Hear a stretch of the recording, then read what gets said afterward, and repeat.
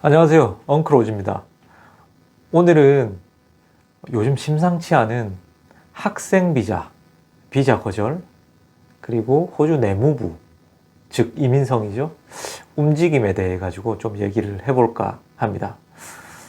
호주에 1월부터 6월까지 통계 자료를 보면은 70만 4,032명의 학생이 들어왔다고 합니다.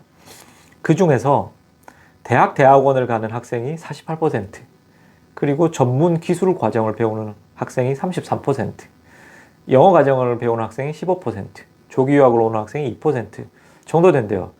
그리고 이 국제 학생 넘버 중에서 국가별로는 중국이 가장 많은 넘버를 차지하고, 그 다음에 인도, 그 다음에 네팔이에요. 그리고는 콜롬비아, 필리핀, 이런 순서로 학생들이 증가가 됐다라고 하거든요. 여기 있어가지고 문제가 좀 있어요. 호주 현지 내에서 이제 The Ages라고 하는 신문에서도 고스트 칼리지라고 하는 표현을 쓰면서 수천 명의 학생이 등록했는데 이 학생들이 학교에 없는 거예요. 근데 학교는 운영이 되는 형태이죠. 네. 그래서 이런 문제들을 발표하면서 이것들이 아주 오랫동안 이민성에서는 알고 있었겠죠. 네. 그래서 이 사항에 대한 정리들을 좀 이민성에서는 학생 비자 승인과 거절에 대한 시스템적인 정리들을 좀 해나가려고 하는 사항입니다. 그래서 이 배경을 좀 보면은 우리가 서브컨티넨트라고 하는 이제 뭐 네팔, 인도, 파키스탄 뭐 이런 국가들 학생들이 있거든요. 이 뒤에 나오는 도표들을 좀 보면 아시겠지만 넘버링이 적지가 않아요. 그죠? 네팔 학생이 5만 4천 명, 그리고 파키스탄이 17,000명, 18,000명 가까이 되네요. 그리고 인도는 9만 9천 명이에요. 서브컨티넨트 학생들은 학생 비자를 받을 때 3등급 레벨이기 때문에 실질적으로는 대학이나 대학원을 등록해서 와요. 그리고는 여기에 들어와 가지고 이제 흔히들 비즈니스 칼리지나 직업 훈련 과정이라고 하는 학비가 작고 학교를 덜 가도 되는, 거의 안 가도 되는 그런 학교들로 변경을 하는 모습들을 보여줘요. 그러니까 결론적으로는 우리가 이전에 보여줬던 대학 과정이 40% 이상을 차지하는데 결론적으로는 호주 현지에 들어오면은 그렇게 안 되겠죠. 네. 학생들이 호주 현지 내에서 전문 기술 과정으로 변경을 해나가는 사항들이 벌어지니까요. 근데 이 학생들이 이런 식으로 중복 COE를 뽑아서 비자를 계속 전환하다 보니까 이게 호주 정부에서는 지속적인 모니터링 심사 대상이 되는 사항들이 벌어졌어요. 사실은 이러한 국가의 학생들은 호주에 들어오려면 비용이 만만치 않으니 친구나 친지나 뭐 또는 은행, 뭐 사금융 이런 것들을 빌려서 오거든요. 그럼 빚이 진 상태로 오기 때문에 학생들의 목적은 학업을 하는 게 아니라 일을 많이 해가지고 그 빚을 갚아야 돼요. 본국으로 돈을 송금을 해야 되는 상황들이 되는 거죠. 예. 그렇기 때문에 이 학생들이 학교를 변경한 다음 학교에 출석을 하지 않고 계속 일을 하는 형태들이 벌어진다는 거를 호주의 내무부도 캐치를 한 거죠. 예. 그래서 지금 현재로서는 이 학교에 대한 뭐 심사를 해나가는 방향들, 그리고 계속적으로 학교 내에서 비자가 거절이 되고 있다라고 하는 얘기들이 들리고 있어요. 그 속에서는 한국 학생분들 중에서도 호주에 체류하는 비자들이 좀 필요하고, 지난 9월 2일 날 408 비자라고 하는 코비드 비자도 끝나고 이제 호주에서 체류를 하면서 뭐 돈을 좀 벌고자 하는 학생분들도 있을 거고, 뭐 호주에서 조금 더 기간 체류를 하면서 생각의 정리들을 좀 하고자 하는 학생들도 있을 건데, 이러한 학생들도 영향을 받게 됐다는 거죠. 예. 그래서 일부의 이러한 쉽게 말해서 이제 비즈니스 칼리지라고 할게요. 비즈니스 칼리지를 운영하는 학교 담당자 분들이 비자 거절이 한국 학생들도 나오고 있다. 그게 꼭 나이가 많은 학생들 뿐만 아니라 30대 조금 초중반된 학생들도 나오고 있어서 우려스럽다. 이런 얘기들이 있어요. 두 번째로는 호주 이민성에서 졸업생 임시비자를 1년 반으로 9월 2일부터 줄인다 라고 하는 얘기들이 있었어요. 근데 여러분들이 알고 계시겠지만 졸업생 임시비자는 두 가지 타입이 있습니다. 그래서 우리가 서브 클래스 485라고 하거든요. Temporary Graduate 비자 중에서도 Graduate Work Stream이 있고요. Post Study Work Stream이라는 게 있어요.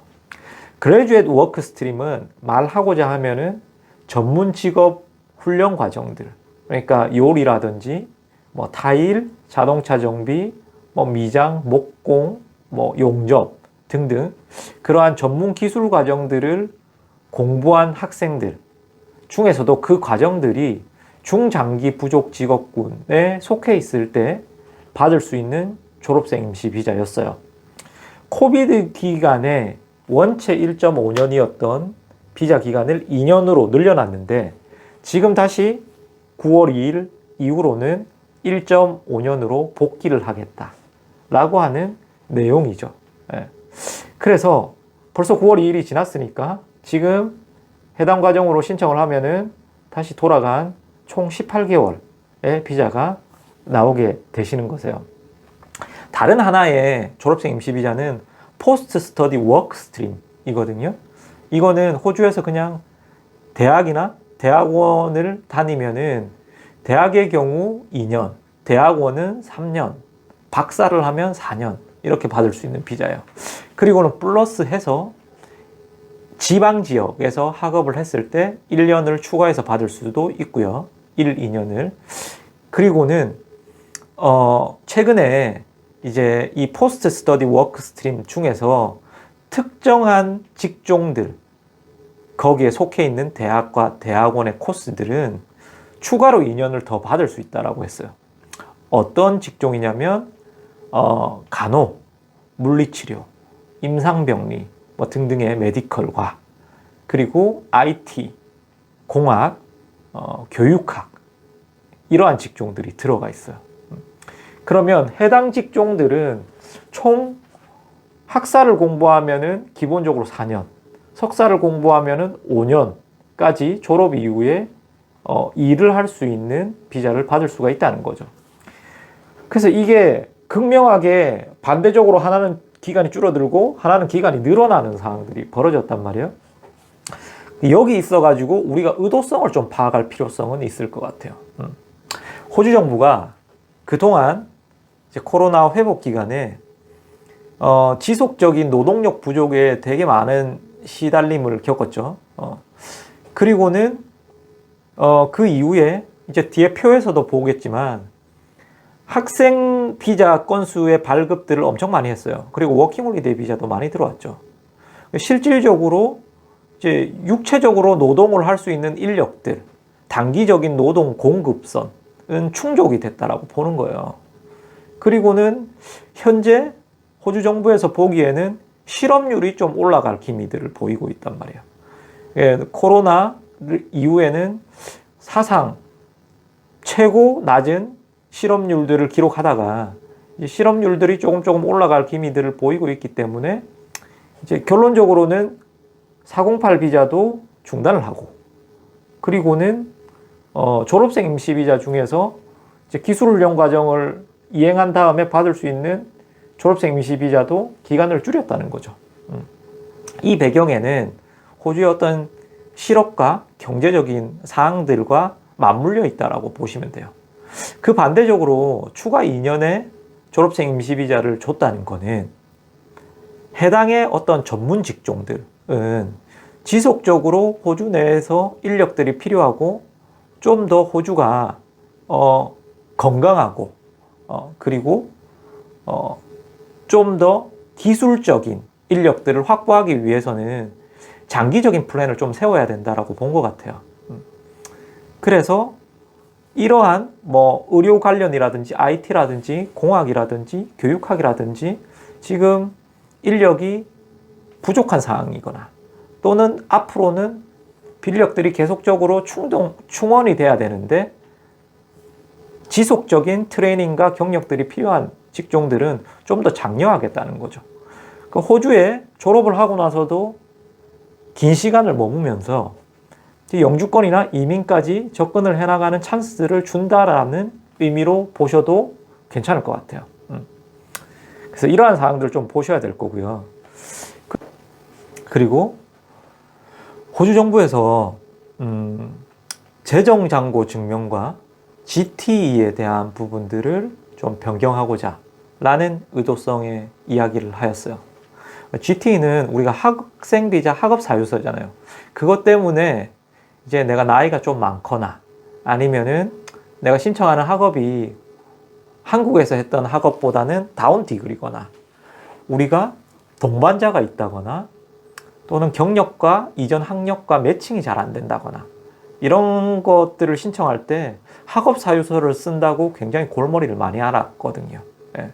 그리고는 이 학업 사유서가 민성 케이스 오피서의 주관에 따라서 비자 거절이 되는 사안들도 있었어요. 뭐 예를 들면 비자 거절 레터를 보면은 이 학생은 이 학업을 하는 데 있어 가지고 전혀 인센티브가 느껴지지 않는다. 인센티브라고 하면 이 학업을 했을 때 추후의 이익점이 보여지지 않는다. 근데 그건 주관적인 의견이잖아요.